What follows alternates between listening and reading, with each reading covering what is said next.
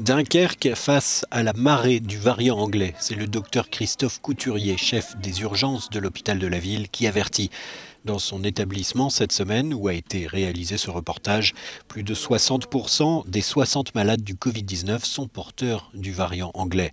Face à cet afflux de nouveaux malades, des transferts de patients ont dû être faits et les services de l'hôpital ont dû se réorganiser. Là, on a envahi, si je peux utiliser ce terme, le secteur de pédiatrie pour pouvoir avoir plus de box dédiées au Covid, pendant que les collègues de pédiatrie s'occupent des enfants à l'étage directement, sans passer par la case d'urgence. Donc bon, c'est tous des aménagements comme ça. Donc en fait, pour l'instant, on avait tenu sans déprogrammation. Ça va très probablement atteindre ses limites dans les jours qui arrivent. Les médecins redoutent que la proportion de malades du variant anglais n'atteigne bientôt les 100%.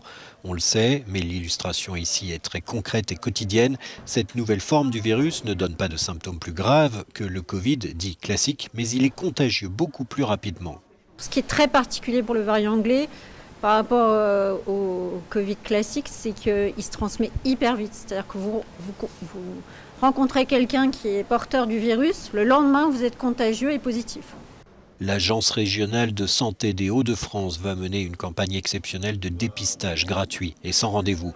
Elle a également décidé d'allouer 2400 doses de vaccins Moderna issus du stock de sécurité régionale à la communauté urbaine de Dunkerque et à la communauté de communes des Hauts-de-Flandre pour protéger les plus fragiles contre le variant britannique.